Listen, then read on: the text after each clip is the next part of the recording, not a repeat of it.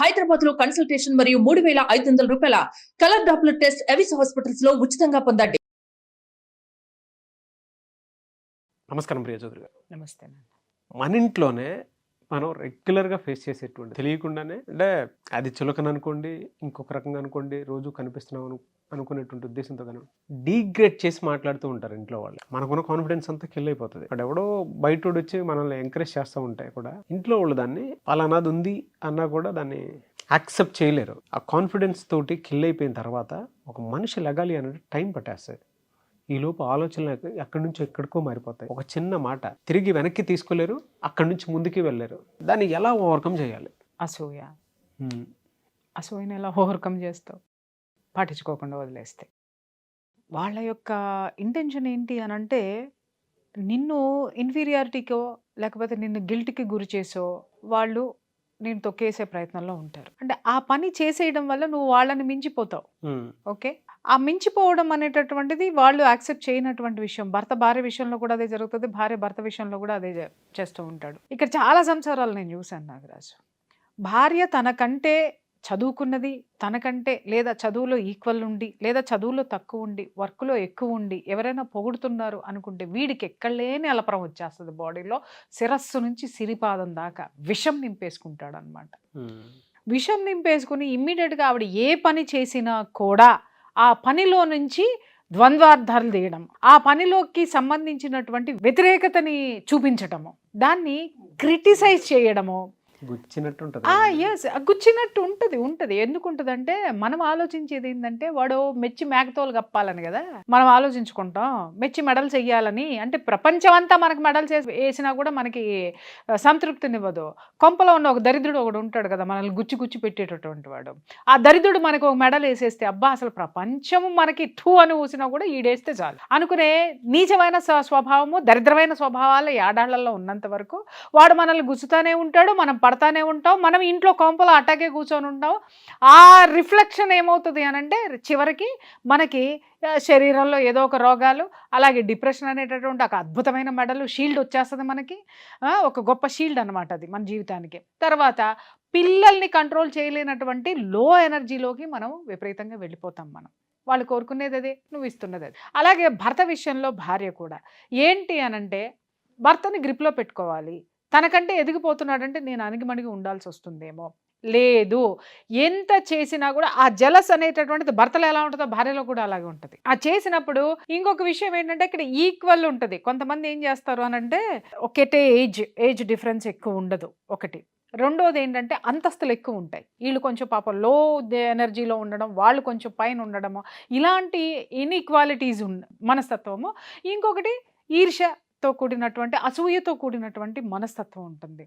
ఎందుకు భర్త తనకంటే ఎక్కువ ఎందుకు ఉండకూడదు అనంటే తనకంటే ఎక్కువ ఉన్నాడు అనంటే యువతను వేసిపోద్దేమో, లేదు తనకంటే ఎక్కువ ఉన్నాడు అనంటే తనని ఎక్కడ దిగజార్చేస్తాడేమో, లేదు తనకంటే ఎక్కువ అని తనెక్కడ పొగిడేస్తే తన మీద అజమాయిషి చలా ఇచ్చేస్తాడేమో. కాబట్టి ఎవడో చెప్పిన దిక్కుమాలిన ఐడియాలు అనమాట ఇవన్నీ కూడా. ఎవరినో చూసి నేర్చుకునేటటువంటి దరిద్రాలు అనమాట ఇవన్నీ. భార్యలు కూడా ఏం చేస్తారనంటే ఇమ్మీడియట్గా ఏం చేసినా కూడా అబ్బో అదిలే ఇదిలే నువ్వు ఇంతేనా, మా వాళ్ళంతా, లేకపోతే వాడంతా, లేకపోతే పక్కింటాడు ఇంత, పక్కింటి దాని మొగుడంతా, లేకపోతే మా అన్నయ్య ఇంత, మా నాన్న ఇంత అంటే అరే నువ్వు అందరినీ వదిలేసి వచ్చి నీ వ్యక్తి దగ్గరికి వచ్చావు. నువ్వు నీ వ్యక్తినే నువ్వు గుర్తించలేకపోతే నిన్ను ప్రపంచం ఎలా గుర్తిస్తుంది చెప్పండి?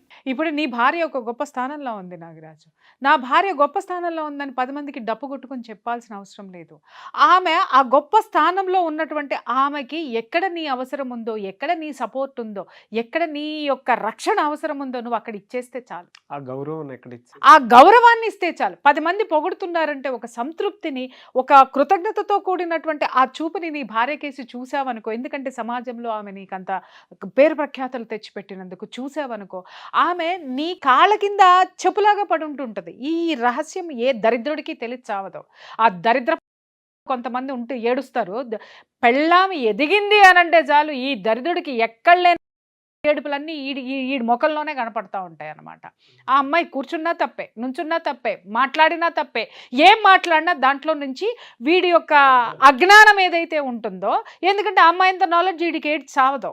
అందుకని వీడికి ఉన్నటువంటి లో ఎనర్జీలో ఉన్నటువంటి లో నాలెడ్జ్ ఏదైతే ఉంటుందో, బజార్ నాలెడ్జ్ ఏదైతే ఉంటుందో, ఆ బజార్ నాలెడ్జ్ అంతా తీసుకొని వచ్చి దాన్ని డామినేట్ చేసేటటువంటి ప్రయత్నంలో ఈమెని కించపరచటము, ఈమెని ఆత్మన్యూనతా భావానికి గురి చేయడము, అలాగే ఒక గిల్ట్లోకి తీసుకొని వెళ్ళడం అనేటటువంటి చర్యలన్నీ కూడా ఈ దరిద్రులు చేసేటటువంటి పనులు.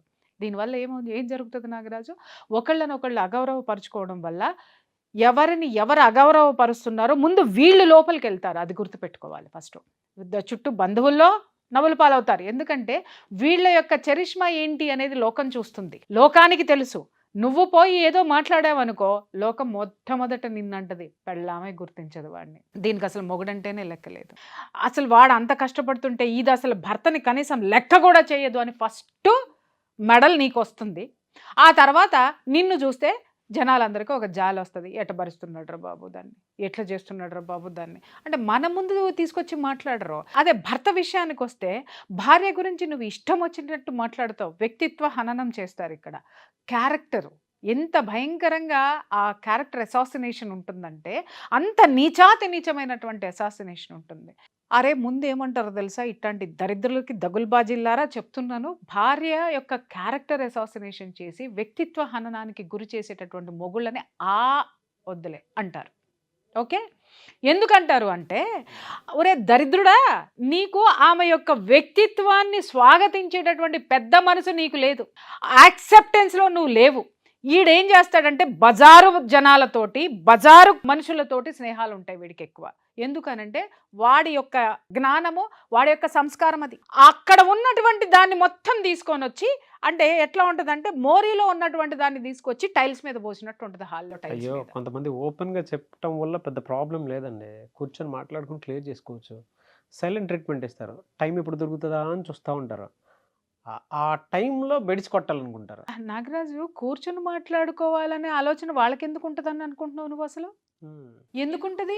టైము ఎప్పుడు దొరుకుతుందో నిన్ను పించి చేద్దామనే కదా వాళ్ళు ఉంటారు. నన్ను అవమానిద్దామనే కదా వాళ్ళు కూర్చొని ఉంటారు. భార్యను భర్త, భర్తను భార్య టైం కోసం ఎందుకు ఎదురు చూస్తారు అని అంటే, ఎప్పుడైనా వాడిని నేను నా కాలు కిందే పెట్టాలనేటటువంటి ధోరణి వీళ్ళది. ఈ ఆడదానికి ఏంటి అని అంటే, నా మొగుడిని తొక్క అవతల పారేసేయాలి, అసలు వాడు నాకంటే ఎదిగి ఉండకూడదు అనేటటువంటి ధోరణి ఈమెది. అరే అర్థం కాని విషయం ఏంటంటే, వీళ్ళిద్దరూ కలిసి కాపురం చేస్తున్నారు సమాజంలో, భార్యాభర్తలు. వీళ్ళిద్దరిలో ఎవరు తక్కిటి ఇలా వెళ్ళినా కూడా ఈ పైన ఎవడైతే ఎవడు తేలిపోతాడు, అన్నీ ఉన్న ఇస్తరా కణకి మనకి ఉంటుంది, ఏమి లేనిది ఎగిరెగిరి పడుతుందని సమాజంలో ఎవరైతే సాధించారో, లేదా కుటుంబంలో ఎవరైతే కుటుంబ యొక్క బాధ్యతలను సమర్థవంతంగా నిర్వహిస్తున్నారో వాళ్ళ యొక్క స్థితి ఎప్పుడు నిలకడగానే ఉంది. ఎవడైతే ఎగిరెగిరి పడుతున్నాడో వాడు ఎప్పుడు పైకి ఎట్ట తేలుతూ ఉంటాడు అనమాట. తక్కెడ తూకం తక్కువే ఉంటుంది వాడి యొక్క యాటిట్యూడ్, వాడి యొక్క సంస్కారం ఎప్పుడు కూడా ఇలా పైకే ఉంటుంది. వీడి సంస్కారం ఎప్పుడు కూడా ఇలాగే ఉంటుంది. ఇక్కడ అయితే మీరు అడగచ్చు, మేడం ఇలాంటి వాళ్ళని ఎలా ఫేస్ చేయాలి, అసలు ఎందుకు పట్టించుకుంటున్నావు నువ్వు, ఎందుకు పట్టించుకుంటున్నావు నువ్వు అంటే, పట్టించుకోకుండా ఎట్లా, అది కూడా ఒక బాధే. ఎందుకు అనంటే, ఇప్పుడు భార్య ఉంది అనంటే భర్తను అవాయిడ్ చేసుకుంటూ వచ్చిన రాత్రి అయ్యేసరికి ఒకే పక్క మీద, ఒకే బెడ్ మీద, ఒకే పక్కన పడుకొని ఉంటుంటారు కదా. ఇక మొదలేస్తుంది కదా ఇది, లేకపోతే వాడు మొదలేస్తాడు కదా, అట్ట ఇట్ట అట్ట అని చెప్పేసి అని. సింపుల్ అబ్బా. ఇట్లా ఈ వెర్షన్కి వాళ్ళ దూకుడికి కళ్ళెం ఎలా వేయాలో మీకు ఖచ్చితంగా తెలుసు. ఇక్కడ ఎక్కడ బలహీనత పడతాము అనంటే, భర్త ఏమన్నా అనుకుంటాడేమో, నా భార్య అల్లరి చేసేస్తుందేమో, లేకపోతే వాళ్ళందరూ చాలా గొప్పవాళ్ళు నన్ను ఏమన్నా చేస్తారేమో, నీ బొంద చేస్తారు. నువ్వు లేకపోతే వాళ్ళకి జీవితం ఉండదు. ఓకే, నీ స్థితి ఏంటో ముందు, నీ బలం ఏంటో నువ్వు తెలుసుకో. ఆ బలాన్ని నువ్వు గౌరవించు, ఆ బలం నిన్ను కాపాడుతుంది. అంతేగాని వీళ్ళని యాక్సెప్ట్ చేయాల్సినటువంటి అవసరం ఎట్టి పరిస్థితుల్లో ఎవ్వడికి లేదు.